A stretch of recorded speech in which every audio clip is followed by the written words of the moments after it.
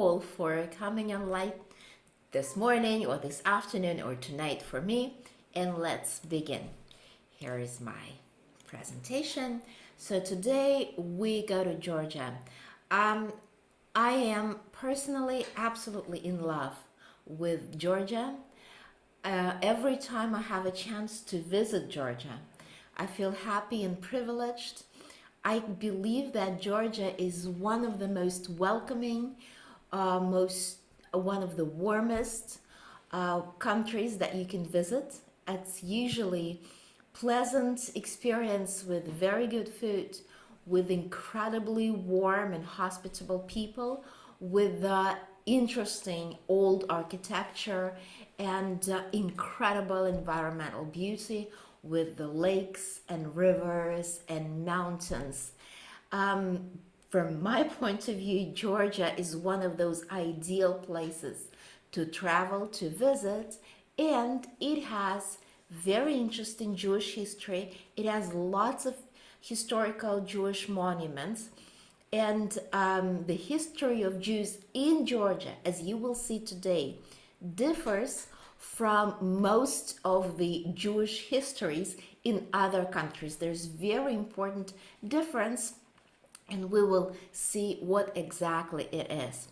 We are in this area with Caucasus Mountains, in between two seas. On the left, it's Black Sea, so that's Crimea over here, that's Ukraine, that's Turkey.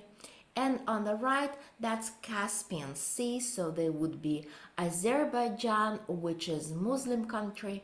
And in general, see, Georgia, being Christian country, historically was located in the area where they had close connections with Muslim countries, sometimes positive, sometimes negative, but there is kind of a mix of different cultures that we find here on the territory of Georgia. Georgia is a home to about 3.5 million people. Tbilisi is the capital of Georgia. Georgian language is very interesting. You can see the name of the city, Tbilisi, written in Georgian. It's interesting, one of the very interesting languages. Today, there are about 3,000 Jews living in Georgia. Absolute majority of Georgian Jews, of Jews who name themselves as Georgian Jews, live abroad, live outside of Georgia. Many live in Israel. There are Georgian Jewish communities here. You also find Georgian Jews in the United States, and you find them in Russia. For instance, in my hometown in St. Petersburg, we have a special Georgian Jewish synagogue. And here in the certain parts of Israel, for example, Ashdod, in the south of the country, there is pretty large Georgian Jewish community. Why do people visit Georgia? And we see that especially last 10, 12 years, Georgia has become one of the most popular travel destinations. For example, there are almost daily flights between Israel and Georgia. There are lots of Israelis come visit Georgia, lots of Europeans go there. First of all, it's this incredible beauty, the land where Georgia is located, this combination of incredible mountains and beautiful woods and lakes and historical towns. When you come to Georgia, you don't stay in one city. For example, now it's Tbilisi, the capital of Georgia, on your screen, but you don't really stay in one place. Instead, you hire a driver or you go in a minivan and you travel from one place to another, willing to see the waterfalls and caves and historical monasteries, and try different foods, and try wine, of course, and enjoy the music and architecture. Georgia is colorful. Georgia is tasty. Georgia is welcoming. One of the best experiences is to visit a Georgian wedding whether it be Georgian wedding or a wedding of Georgian Jews. It will be more or less similar in the way that people will sing. And during the wedding in Georgia, men would dance never ending, and it's a special pleasure to be a guest on such a wedding. And yes, people come to Georgia to enjoy the traditional music, both Georgian and Jewish Georgian music. You will see, and I'll try to explain it, that in Georgia, Jews were so well incorporated into the local life that most of the traditions are shared, and the traditions of Georgian Jews would be similar to the tradition of Georgians. And yes, people go to Georgia to eat.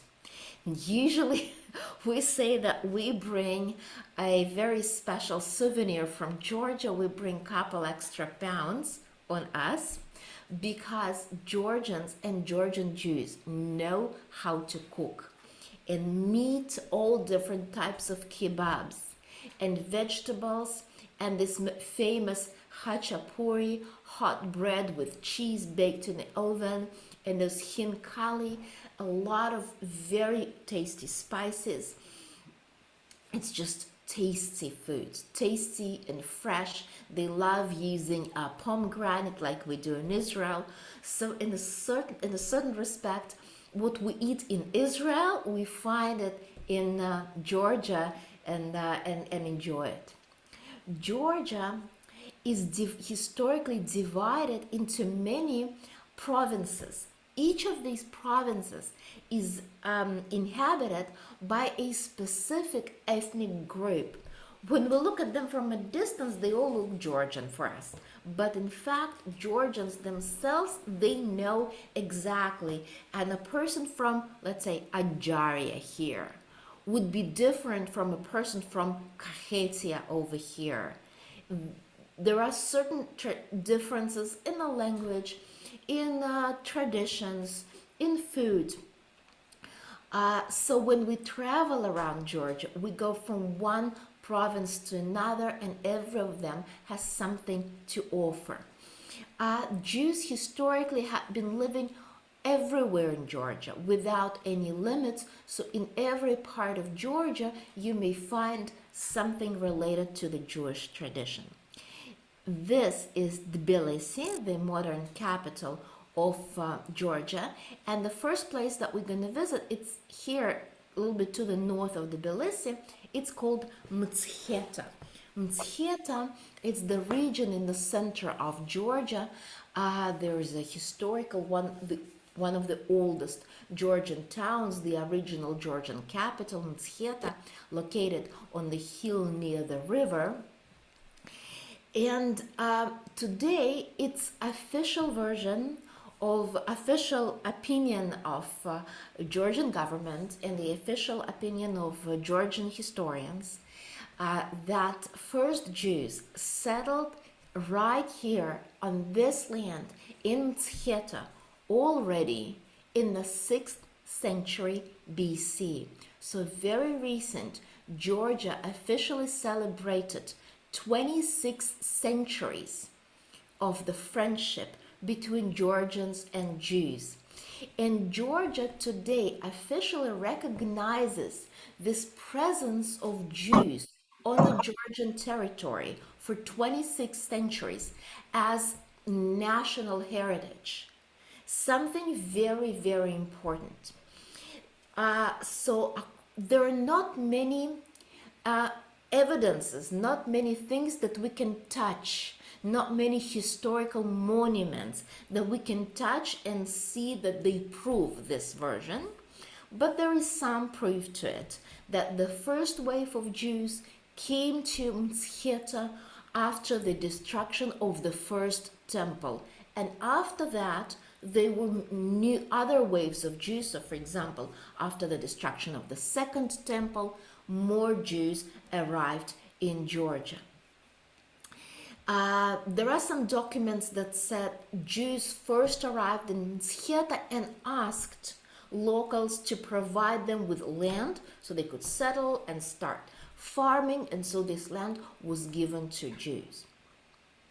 For example, there are several tombstones that were found here on the territory of Mtskheta that date back at least to the 4th, 5th centuries, already our era, that give us some ideas, some explanations of the Jewish life on this territory. There are also lots of legends that surround the story of the Jews arriving in Georgia this long ago. One of the important legends we meet when we visit this place, it's called Svetitskhoveli Cathedral.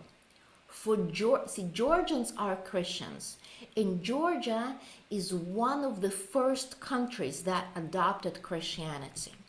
And for Georgians, of course, today it's not a very religious country, but still Georgians love traditions. They love showing respect to the religion as a matter of tradition. And so the Svetitskhoveli Cathedral in Mtskheta is one of the most respected places in Georgia, one of the most respected religious places in Georgia. And there is a legend which connects Georgians and Jews here, and according to the Georgian tradition, explains a very special attitude of Georgians towards Jews. The legend says that long ago there was a Georgian Jew already from Mtskheta, and his name was Elias, and so he went to Jerusalem and for some reasons brought from Jerusalem a mantle, a robe of Jesus. See this kind of long robe. He brought it to Mtskheta, buying it from some Roman soldier. And so the story is that his sister, also Jewish, a Jewish woman, Sidonia, she saw that robe and for some reasons decided to touch it. She touched it and immediately died out of a passion or faith. It's a Christian legend, it's not a Jewish legend. And then nobody could get that robe out of her hands, so finally she was buried with that robe, and the tree grew out of her grave. And in that very place, the first wooden church was already built in the 4th century. And this cathedral that you see now, it's that wooden church that was rebuilt later on the same spot in 11th century. And so Georgians continuously say that it was Jews that brought Christianity to Georgia. And this is, from the Georgian perspective, this is the basement of the relations between Georgians and Jews. So in the Georgian tradition, it's considered to be very important to respect Jews and treat Jews in a nice way. Georgia never, with one exception that I will explain a bit later, but all along its history, it did not experience any of the anti-Semitic campaigns. Georgian Christian Church never organized any campaigns against Jews. Jews were not forced to be converted, to be baptized, to be converted to Christianity. It's a very specific relations that make Jewish history here different from the usual stories that we hear when we travel specifically around Europe. We have very little knowledge of the Jewish life on the territory of Georgia in the Middle Ages. What we know, for example, this man on the left, this is one of the key kings, one of the most important kings in Georgian history. His name is King David the Builder. He ruled Georgia in the early 12th century. Georgia was always ruled by one royal dynasty, Bagrationi, a And this dynasty considers itself as the descendants of our King David.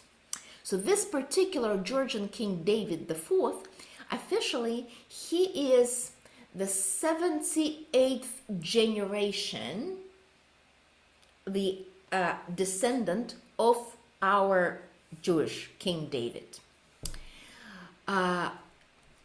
Great queen, the most famous queen of Georgia, Queen Tamar, late 12th century. We know for sure that her marriage was arranged thanks to the help of the Georgian Jewish merchant Zankan Zorobabeli, who traveled to Kievan Rus and brought a potential groom to the great queen of Georgia, Tamar. We also know that Georgian Jews had relations with Jews of Persia, because that was the closest for them. Because Georgian Jews came to Georgia so early, they cannot be considered Ashkenazi, they cannot be considered Sephardic. They are Georgian Jews. Even in Georgian language, there is a specific name. Jews call themselves Ebraeli, which is exactly translated as Jews of Georgia, Georgian Jews. By the way, if you're into royal stories, this royal dynasty Bagrationi still exists, although Georgia is a democratic country. There's a parliament and the president. There's no king now, but this man, he is one of the descendants of this royal dynasty. He recently married a top model. It was a big story in Georgia, a beautiful wedding, by the way. Georgians are really experts in organizing great and special weddings and ceremonies. We also know from the famous Georgian traveler Benjamin of Tudela. He traveled around the known world in the 12th century, and he gave us lots of interesting explanations of the lands that he visited. So, for example, he testifies that there were no traces of Jewish unrest and persecution in Georgia, and that he says that he saw the Georgian church was very sympathetic towards Jews, and that this tolerance did not force Jews to isolate themselves. In case of need, they turned to the spiritual authorities in Baghdad because they were close. So we never see any Jewish ghetto on the territory of Georgian towns. Of course, there were Jewish quarters surrounding the synagogue, as Jews would prefer to live near the synagogue, close to each other. But there were never limitations. There was never a law saying that you Jews can live here and not there. Not at all. 13th, 18th centuries, Georgian history wasn't easy. See, if you think of the location of Georgia, near the mountains, near the sea, and close to Ottoman Empire, Georgia was invaded by Mongols, by Tatars, by Muslims of different origins. Georgia at some point was divided into the smaller principalities ruled by different kings. So 13th, 18th centuries, it was very difficult economical history in Georgia. What we see about Jews, we see that Jews shared the fortune of Georgians. Georgia was mainly agricultural country, so Jews were either landowners, and they were farmers, and they were able to own land and either work on this land or even have serfs. Jews in Georgia were able to have Christian serfs working for them, or Jews were serfs working for Georgian landlords. So there was no exclusivity in treating Jews. They were treated similar to their neighbors. You become poor, you sell yourself and your family and become a serf. And yes, it's not an easy life. You become rich and you can get a piece of land and you can buy others to work for you. Jews in Georgia traditionally were involved very much in farming, also in weaving and dyeing fabric. Very soon, along the winter, we'll have a talk about Bukhara Jews that were called as Jews with blue hands because their main job was dyeing fabric, so we'll cover that subject as well. Of course, Jews did peddling as everywhere else. Jews did crafts. There was no exclusivity. There was no exclusive job that was allowed to Jews or prohibited to Jews. Jews accepted and adopted most of the traditions of Georgians that they saw, and to some respect, Georgians adopted some of the traditions of Jews. So, for example, a costume. This is the painting of the Georgian Jewish artist of the mid-20th century. These are Jews in Sukkah, right? That's Sukkot. They are dressed in a way that we can't tell whether these men are Jews or Georgians.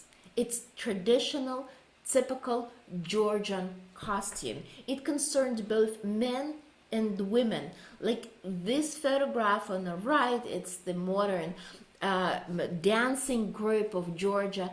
It could be Georgian Jewish costume, Georgian Jewish dance, or Georgian costume or dance. So from a distance, we wouldn't be able to recognize whether this person is Jewish or Georgian. Same here, you can see men traditionally wore hats. Men traditionally wore kind of a military stylized costume. It's traditional to have a knife, it's traditional to have a gun. Most of the traditions were shared, and Jewish home and Georgian home would have similar tradition of having a carpet on the floor, of sitting on the floor, of using colorful dishes for your meal. But of course, what would be different, Georgian Jews would keep their homes kosher.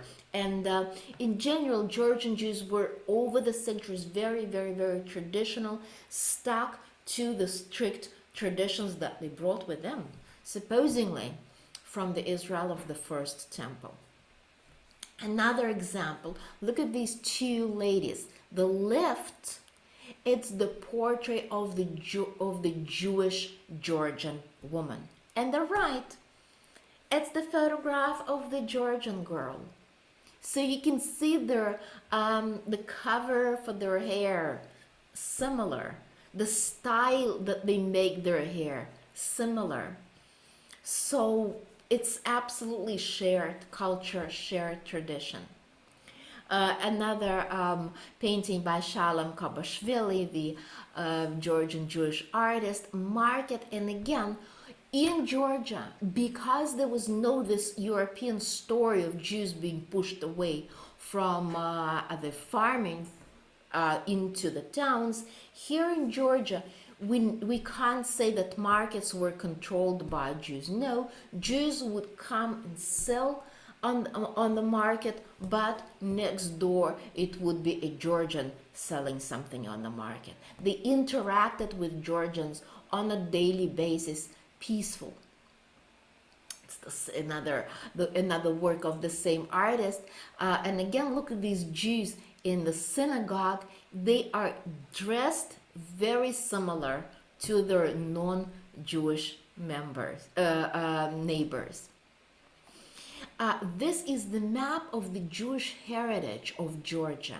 Looking at this map, we see that Jews used to live everywhere in Georgia, in the east, in the center, in the west, in the north, in the south. So within the territory of Georgia, Jews were not limited to the specific locations.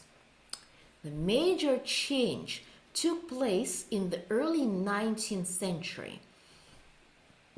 For the economical and political reasons, Georgia signed a new contract with Russian Empire and was incorporated into the Russian Empire. You can say that Georgia was annexed by the Russian Empire. This is the entrance of the Russian troops in Tiflis. It's the old name of Tbilisi. And now the conflict, the legal conflict took place. See, the laws in Russian Empire and the attitudes towards Jews in Russian Empire dramatically differed from those of Georgia. In Russian Empire, Jews were prohibited to be landowners. There were no Jews who owned land and serfs. It was prohibited to Jews. Jews were also prohibited to travel without special reasons. Remember, Russia had that Pale of Settlement. Jews were limited to those western lands. So these new laws were brought to Georgia and surprised Georgian Jews. So first of all, those of Jews who had land and serfs had to somehow give it away. Jews out of a sudden were prohibited to witness in the court. Jews were pushed from the villages, from their traditional occupation of farming into the towns, because the Tsar government applied its policy that it had in the Western lands to the Georgian Jews. With, generally speaking, Caucasian region, Russian government changed its attitude several times, letting Jews settle here, then prohibiting Jews settle here. It was this absolute mess in the legal, you could say that it was legal mess. One day it's this and the next day it's opposite. But in general, we see that in the 19th century, Ashkenazi Jews from the Western lands started arriving in Georgia. Because this right was given to Jews in the early 19th century, then the government changed its opinion and they tried to exile Jews from Georgia. It was very difficult. What was interesting for Georgian Jews, that they out of a sudden saw Jews of different tradition. They saw Jews who spoke Yiddish. See, Georgian Jews never spoke Yiddish. They never spoke Ladino as well. They spoke Georgian. They even created specific dialect of Georgian.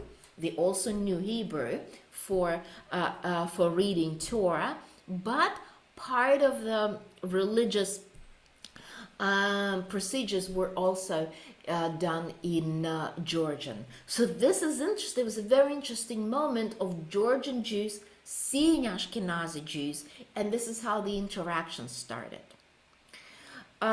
It's time 19th century that when, thanks to this new policy of the Russian government, many Georgian Jews were pushed out of the villages and forced to become people of town. So we see that their presence on the market increased. This is the old market in Kutaisi, the town that we're going to visit. Kutaisi is exactly in the very heart of Georgia. It's quite a town, 120,000 people, beautiful, one of the tourist attractions. There are beautiful mountains and the river and old fortress and old cathedrals, one of the big tourist attractions in Georgia. And we come here because in the 19th century we see that the Jewish population of Kutaisi was growing. Jews pushed out of the farmland were coming into the towns, and they finally in Kutaisi Jews formed a whole neighborhood, a whole quarter, which is still known as Jewish quarter of Kutaisi. If in 1835 there were about 500 Jewish families. Then, by the end of the 19th century, there were already 4,000 Jewish families here in Georgia. They did not count heads, they counted families. This architecture with the balconies going all around the buildings, we will see it here in Kutaisi and also in Tbilisi as well. And this whole Jewish neighborhood is located around the synagogue, and there was not one, they were several of them. This would be the main one here on the photograph.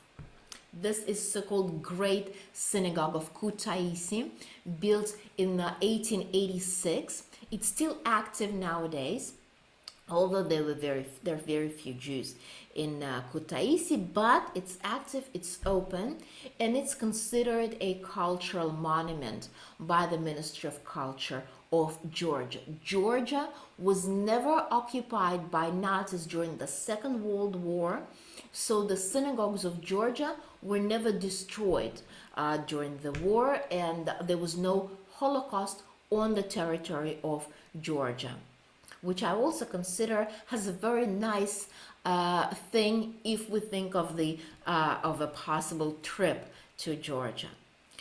Georgian Jews love decorating their houses and also their synagogues with nice wall paintings, decorating with flowers and different ornaments, in a certain degree of a naive style, but lots of light, very clean, with great respect to the religious tradition. In terms of the way the service is led, it's of course close to Sephardic tradition, because those were the connections between Georgian Jewish communities and the surrounding world. In Georgia, the synagogues continue being Orthodox, of course. There are more synagogues in Kutaisi. This is the second one. It's located next door, built in 1912. Not very ornate outdoors, but beautiful indoors. It's indoors. See, it's painted ceiling, beautifully painted walls, nice balcony for the ladies. It's small, it's cozy, but it's full of light. It's full of this religious atmosphere. And there is another third synagogue in Kutaisi.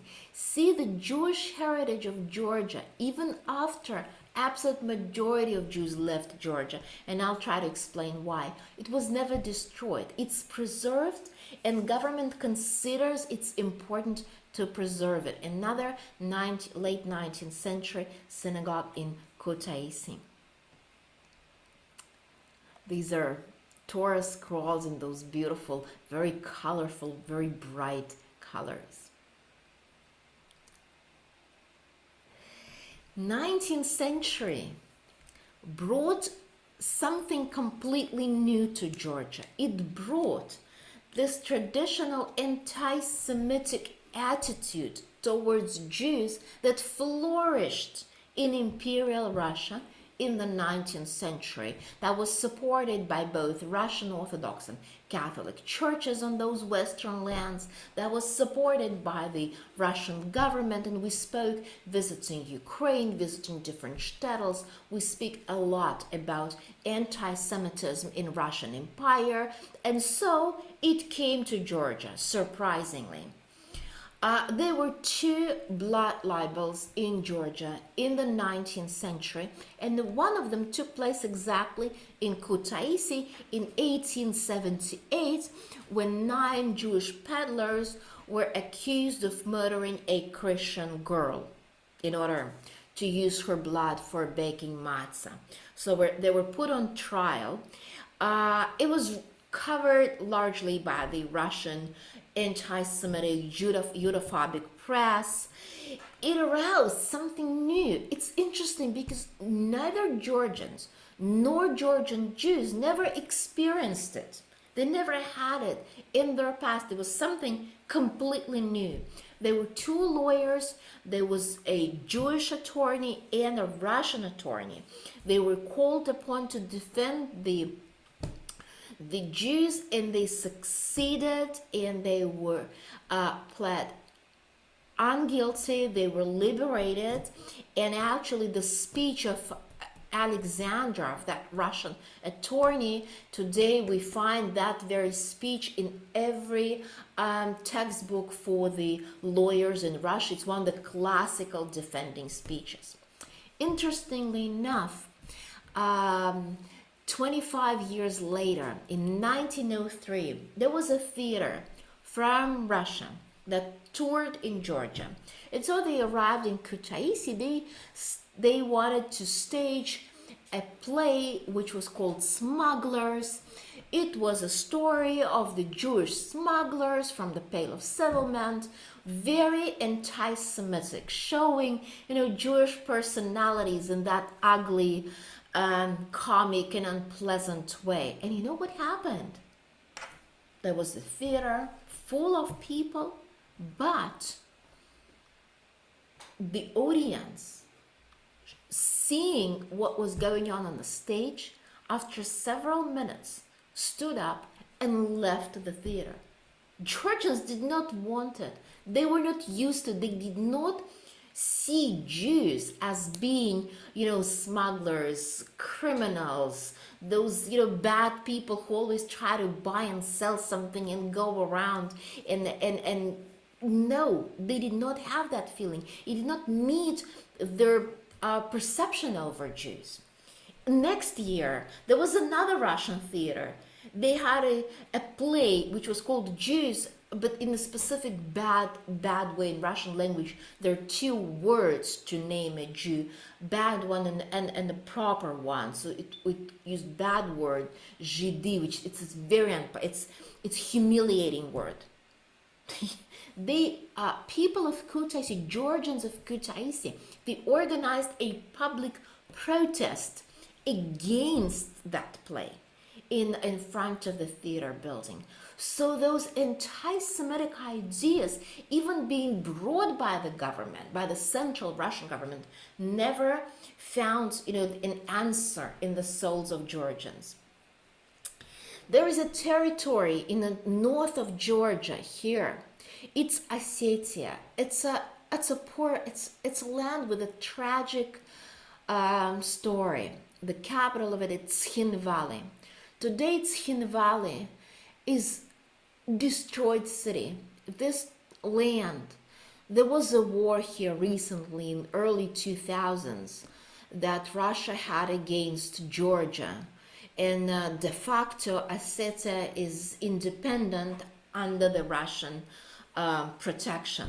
But of course, Georgians still consider it Georgian land. Prior to the revolution of 1917, Jews were majority in Tskhinvali. Tskhinvali was considered as the capital of Georgian Jews. They made absolute majority. Next to them, there were Georgians and then Armenians and Ossetians. Today, Tskhinvali is a very sad place to visit. You see what a modern war can do to the city. There are no Jews in Tskhinvali, but what we do have, I will show you. We still have the history, we still have the memory. Tskhinvali had 7 synagogues, had Jewish schools. Jews in Tskhinvali used to own a factory, textile shops, bakeries. They baked the best matzah in eastern Georgia. Jews here were all different craftsmen and hat makers and tailors and butchers. It was a giant Georgian Jewish community living here, comfortable, next to their neighbors, Georgians, Armenians, and Ossetians. It's here in Tskhinvali that the first Talmud Torah of Lithuanian type was opened. It was this Rabbi Abraham Chvolz from Kovno. he was invited to become the chief rabbi of Tzhin Valley. See, Georgian Jews had some issues with finding and knowledgeable rabbis because they were so isolated for many centuries. They did not have very strong rabbinical tradition, and they lacked knowledgeable and educated rabbis. So Rabbi Abraham Chvolz from Kovna organized the first Talmud Torah here in Georgia. He opened the Hebrew library. He was the followers of the Enlightenment, the traditions of Jewish Enlightenment. So he organized an education for Jewish girls here in Tzhin Valley, inviting a Hebrew teacher specifically to teach girls here. He introduced local Jews to other professions, so to give them more of the modern professions, training boys in different crafts, so to help Jewish youth adapt in the changing reality. And he became the leader of Zionist organizations in Georgia. And starting from him, we see how Zionist ideas were becoming stronger and stronger in Georgia, thanks to the great local Zionist leaders. And you will see what it came to already in the Soviet times. This is the building of the old Tzhin Valley synagogue. There were already no Jews in Tzhin Valley during the last war, and so locals came into this synagogue to find a defense, to find a shelter, and this old synagogue managed to defend locals against Russian artillery. So it's an interesting symbol of this Georgian Jewish relations here. From Tzhin Valley, from that northern area, we go to Kakheti. Kakheti is located to the east of Tbilisi. Travelers go to Kakheti to enjoy the wine tours. There are beautiful wineries and extraordinary wines here in Kakheti. It's one of the pleasant and beautiful regions.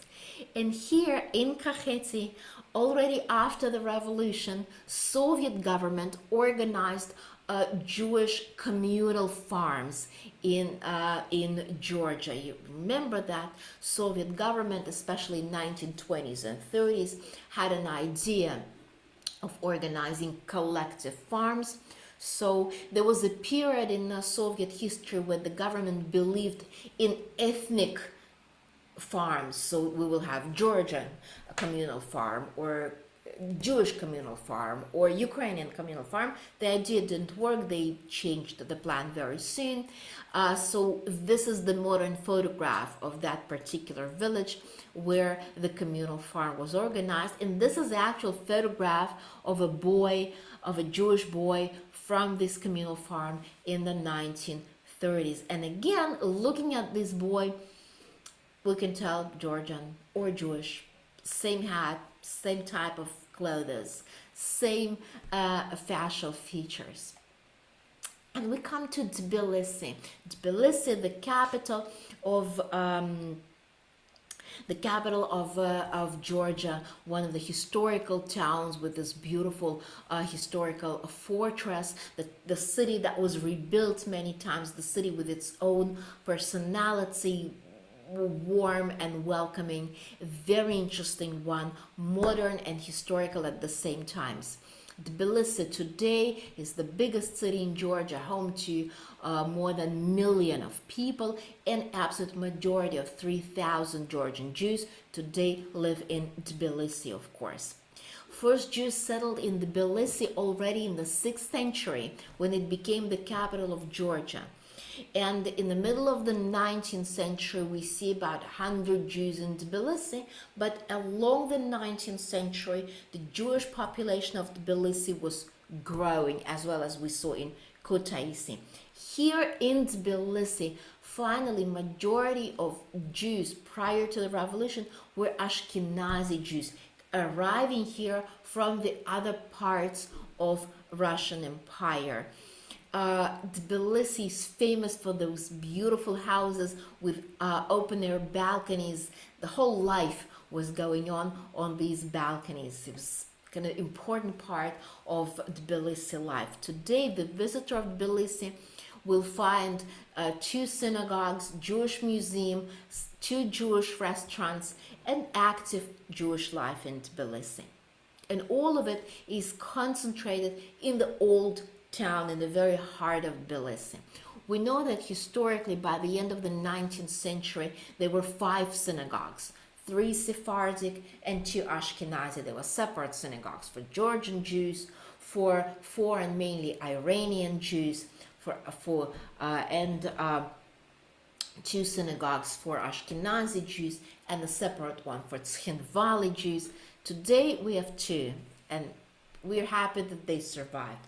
This is the great synagogue of Tbilisi, built in 1910. It's one of the important architectural monuments of Tbilisi. They have this memorial wall showing the rabbis that ever served in the synagogue. Synagogue is beautiful. It has 2 prayer halls, one larger one with this lady's gallery on top, beautifully decorated. See, the ceiling is all painted over, very fine iron cottage, beautiful chandeliers, gorgeous, colorful, warm, welcoming synagogue. It's exactly what we can say about Georgian Jewish culture.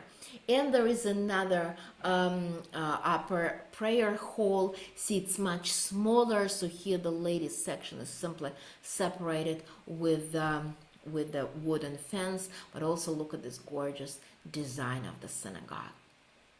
And there is Ashkenazi synagogue not far from the main one. It's called the Beit Rachel. There are different opinions of who this building originally belonged to. Now it's Ashkenazi synagogue of Tbilisi.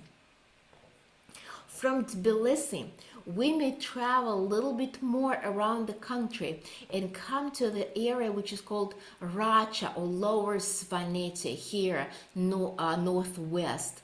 You go there for hiking. You go there to stay in the hotel near the lake or in the mountains. And we find here some of the unique historical monuments. This is it's not even a town, it's a big village called Oni. And exactly in the heart of this village, the biggest and the most attractive building here, it's the synagogue. It's the synagogue in Oni, beautiful historical monument dating back to the late 19th century. Although there are no Jews in Oni anymore, but the synagogue is well preserved and well taken care of. And you can see the same features, see nice kind of decorations on the walls, some of the kind of type of landscape with the sun, and of course 10 Commandments and Iron Kodesh. Everything is being preserved the way it should be. And another place, again, in the middle of nowhere, Kulashi. It's the town that prior to the revolution, the majority of Kulashi inhabitants were Jews, and it's possible to walk around Kulashi and see these former Jewish homes. There are 3 synagogues in Kulashi. Today it's 3 synagogue buildings, with one of them still able to be used as a synagogue. Look at this. This is the wooden synagogue of Kulashi, modern look. And this is the historical photograph of 1929. It's the same building. See women watching Brit Milah ceremony through the windows of Kulashi synagogue. And you can ask me, 1929, stop for a minute. It's already Soviet times. How does it work together? Synagogue, Jewish women watching Brit Milah, and Soviet Union. We all remember that Soviet government did not tolerate religion, and you'll be absolutely right, but not in Georgia. Here, Soviet government never ever succeeded in closing any of the religious places, any of the religious buildings. Here, we there are lots of stories which are repeated in different locations that whenever Soviet government wanted to close the synagogue or turn it into the public school, locals, not only Jews, but also Georgians, would protest, would not let the government do so. So here, Georgia was far from Moscow, and the government was not that strong. So Georgian Jews were able to continue traditional religious life. They say that even those of Georgian Jews who were members of the government, they still circumcised their sons in the Soviet times.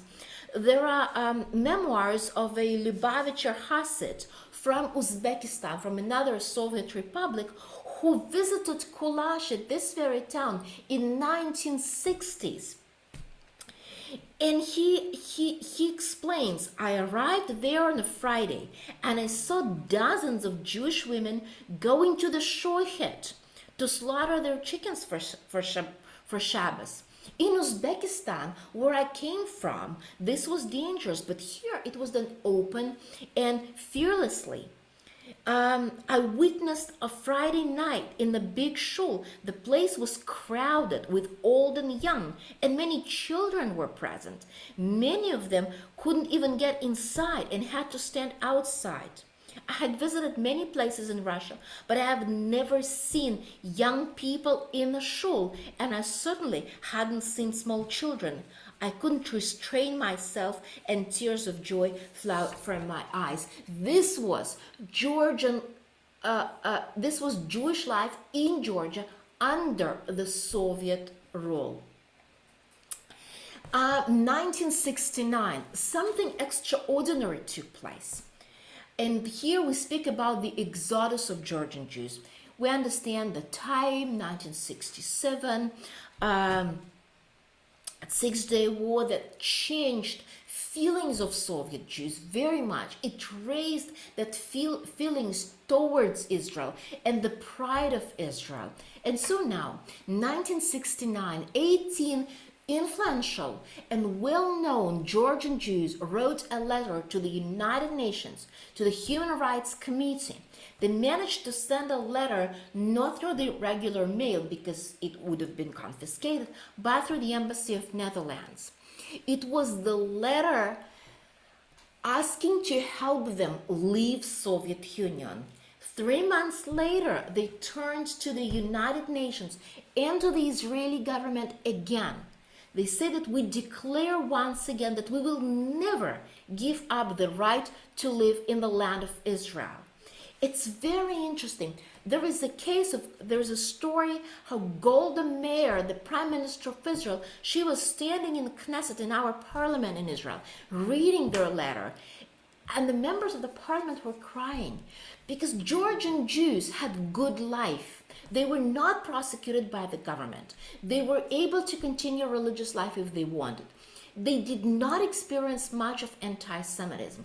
They had normal economical life, normal according to the Soviet standards.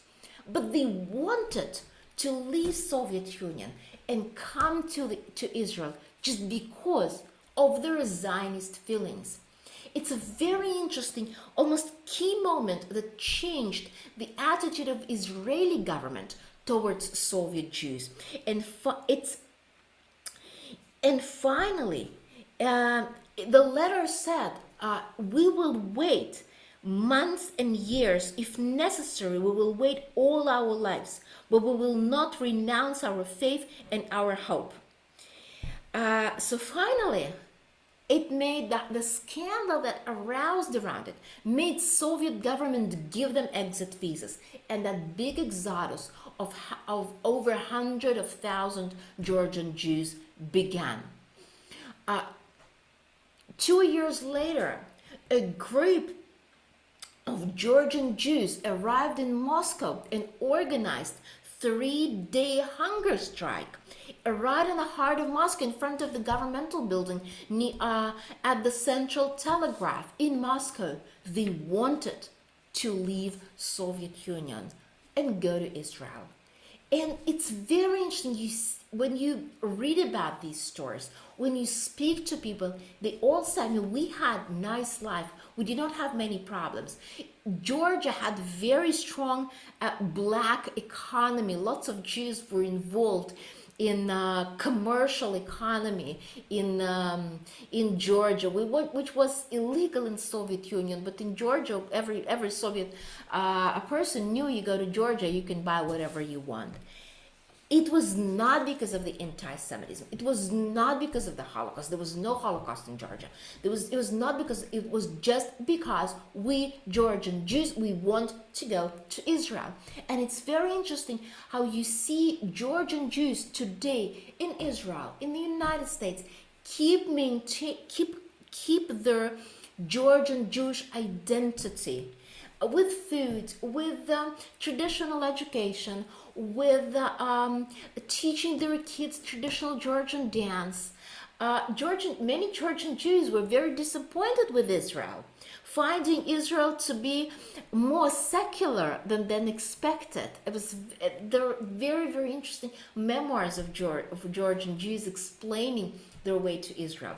Today, when you come visit Georgia, you come visit Tbilisi, in this building, one of the former synagogues, you have a very nice Georgian Jewish museum, which is supported by the government, which is large collection, Torah scrolls and ritual objects and costumes. It's visited by the official delegations. It's highly recognized by the Georgian government. The collection of this museum is available even online. You can browse through the collection. Georgian officials come visit synagogues and maintain close relations with Jewish community, and also Georgia maintains close relations with Israel. So today, those Georgian Jews that keep living in Georgia continue tradition life that they want. You can want to be traditional, you can be traditional. You want to be secular, you can be secular. Georgia had gone through lots of economical difficulties, and also one of the reasons for Jews leaving Georgia is that from time to time there are really bad earthquakes in Georgia, and not that long ago there was serious earthquake that destroyed quite a few of the towns, and so Jews simply left because there were no more homes left there. So the easy option was to leave and make Aliyah. Georgian culture and Georgian Jewish culture is very much about music, dance. They say dance is religion in Georgia. It's this way of life. And if you ever see any advertisement of the Georgian State Ballet or Georgian Musical Evening, come see it. It's a great pleasure. And if you ever see Georgian Jewish community somewhere in the United States, for instance, and they have a celebration or have a performance, come see. It's beautiful and lively music and a great dance. And Georgia is so much about food. If you ever see Georgian restaurant, I do recommend that you come in. Here in Israel, you can have a kosher Georgian restaurant. Georgian food is very much about things which are cooked with herbs, with different herbs, with parsley, with pomegranate, this khachapuri, hot bread with cheese. It's delicious. You can't stop eating it. These are famous eggplant rolls with nut filling. It's tasty, it's delicious, and it can be, interestingly enough, lots of traditional Georgian recipes are kosher because you don't mix meat and milk, and you don't eat pork that much. Georgians prefer chicken and veal, but not pork. So here in Israel, we're often visitors of the Georgian restaurants. This was my talk, and I do encourage you to come visit Georgia, plan your trip to Georgia. It's safe and welcoming country. if you missed my talk about Ukraine, by the way, in November I'm back to Ukraine online, and I welcome you to join me at the end of November visiting Kiev. There is a lot to speak about, not as happy as Georgia, but a lot and interesting. Thank you very, very much for your attention. I'm ready to Thank you. answer your questions. Wow, thank you so much, Evgenia. Apart from it, yes, I see everybody's clapping. Beautiful. Apart from being looking very seductive in its colors, also very interesting history. There were quite a few questions, and maybe I'll begin. There's a bit of a confusion. You said that Georgia wasn't under any Nazi occupation, but it was under occupation, the Russian occupation. So how come the Jews during the Second World Century were safe? And how come did more Jews try and flee to Georgia to get away from the Nazis? Yes, yes. Georgia was not occupied by Nazis. Nazis never crossed Caucasus Mountains.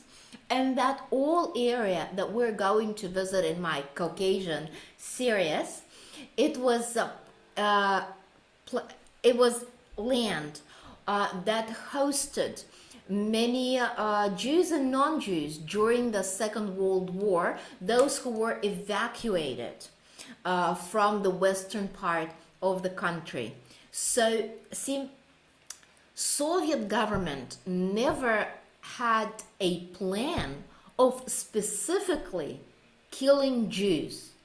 Soviet government, in its worst times, in 20s, 30s, 40s, and 50s, with the presence of Stalin, kept killing people in millions for many different reasons.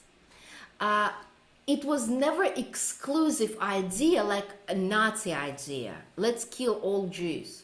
So Jews were victims of Stalin repressions together with other ethnic groups, or sometimes not as ethnic group, but as group of professionals like doctors or engineers or politicians and so on and so forth. So because there were no German occupation, there was no Holocaust. And that's how Georgian Jews were never specifically murdered by anybody. And because of the Georgian personality, Soviet anti-religious policy was never strong in Georgia. And also any anti-Semitic policy was never strong in Georgia because there was no history of that hatred. It didn't match the soul of Georgians. So we have this unusual story of almost peaceful and friendly neighbors, Georgians and Jews. Fantastic. It is very different than other histories that we know. A few more questions. Does the Georgian community in Israel have its own synagogues? So I'm sure there's quite a few Georgian synagogues, correct? What is the relationship between Israel and Georgia? So for what you said, it's pretty warm relationship. Yes. Is it also economical relationship? We have warm and positive relations. The Israeli leaders visit Georgia, Georgian leaders visit Israel. We have giant tourism going from Israel to Georgia. Israel supports lots of cultural Jewish activities in Georgia. So we have warm and pretty stable relations. Fantastic. A bit about the Georgian language. It's a different language. Is it related to Russian? No, it's not related totally to Russian different? at all. It's pretty difficult language, very different from Russian. Georgians have troubles speaking Russian because in Georgian language, nouns, quite like in English, do not have there is no gender. Like in Hebrew, you have gender. right? Everything has a gender. So accordingly, you use the adjective and the verb in a particular form, right? So it comes together with the gender. Same in Russian, and it does not exist in Georgian at all. So Georgians have major issues to memorize what's female and what's male. It's so it's kind of funny.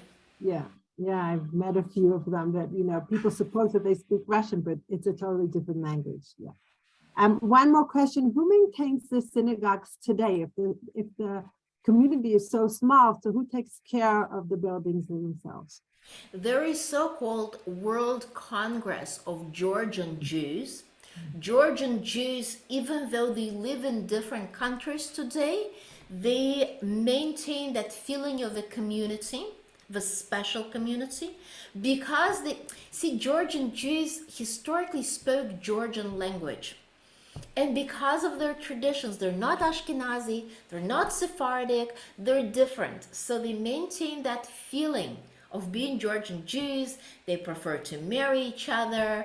And so they have this World Jewish Congress, which is quite wealthy. I can tell you the Georgian Jews are pretty wealthy, so they can take care of the synagogues which are left in Georgia.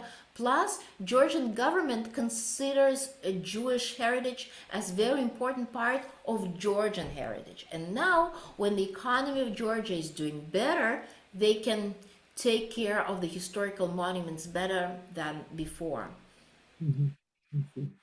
Okay. Wow, I think we've covered more or less quite a bit. Are the synagogues run by Chabad, as in Russia? I'm sure they are, because Chabad Yes. are very popular in many places.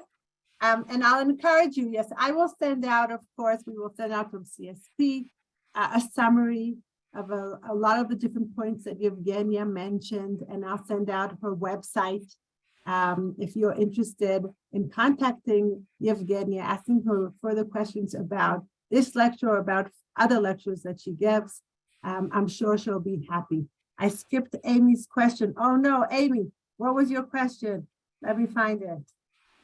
Let me open one more question. I'm allowing you to, you're allowed to unmute yourself. So Amy, why don't you unmute yourself? I'm sorry, and try and find your question.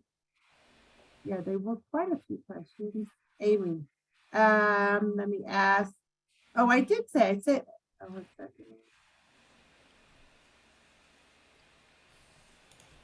Oh, Amy was asking about Shalom, the artist, yes? There was an artist, was he attempting to capture Jewish life being destroyed by Nazis, or was that a different factor? So I thought we answered it because there wasn't any destruction, because there was no any destruction by Nazis. So what he did, he wanted to portray life that he witnessed as a child. For him, it was more of his memories as a child, and that's it. So here in Georgia, there's no Nazi destruction story. It just does not exist here. Okay, so thank you, Evgenia. Thank you all for joining us and also for asking your questions and being involved. I enjoyed it very much, and I hope to see you again. And I'll send out, yes, we'll send out the recording and further notes from this lecture. Thank you all so much. Have a great day. Shalom v'litrot. Good night, Evgenia. Thank you very much. Have a great day. Bye. Bye-bye.